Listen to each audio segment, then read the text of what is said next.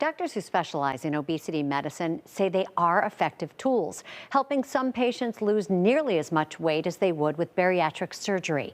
But the pills and injections come with strings, attached for a lifetime. I wasn't looking to lose 5 pounds of holiday weight. I had a lot of weight to lose. For Nikki Hernandez, it started with a photograph. My biggest weight gains were after I had both of my children. I didn't recognize myself anymore and in pictures, and I was like, whoa, okay, what happened? Do you remember how to play this, Everett? The 39-year-old looked to her mother for inspiration. I was over 100 pounds overweight. Faith Barron had bariatric surgery in 2017. The procedure to shrink her stomach helped her lose 80 pounds, but the weight slowly crept back up.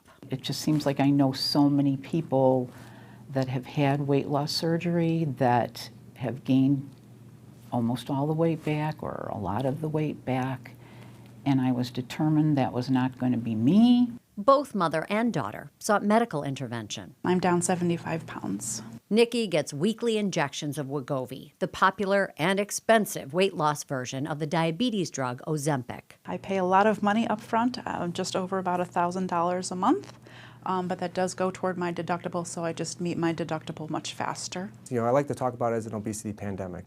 Dr. Anthony Oriema says 70% of Americans are considered overweight or obese.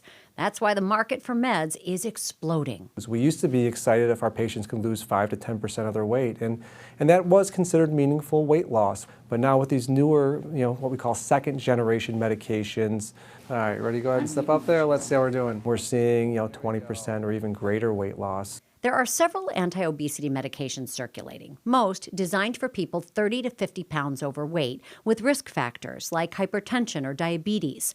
All work in the brain's hypothalamus to curb hunger and cravings.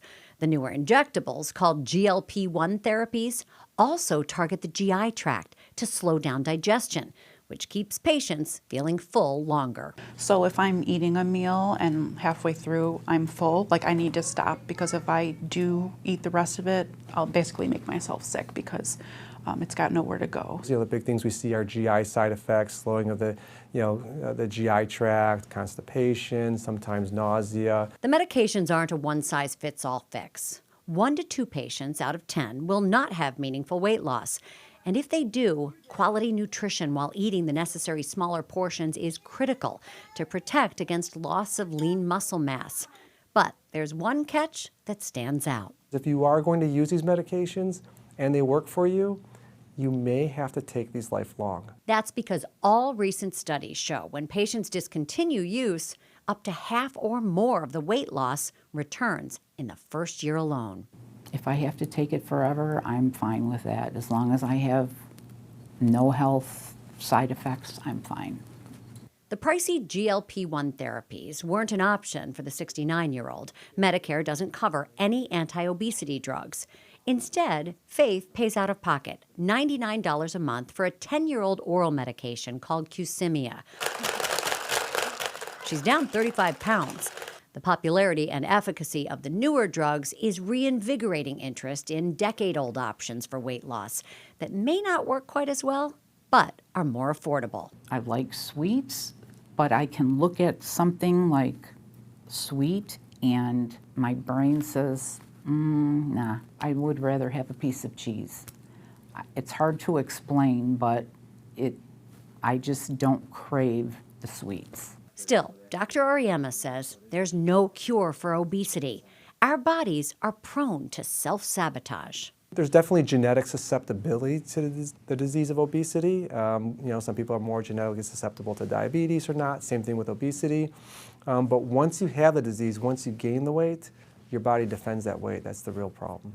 It may be managed with diet, exercise, medication, maybe even surgery, but they still have that propensity. The body still wants to push their weight back up to their previous weight. I'm constantly thinking about it, but it's so worth it. Because of high demand, some patients are experiencing delays getting Wegovy. As for Qsymia, while it is FDA approved in the U.S., UK regulators did not approve the drug, citing safety concerns. Back to you.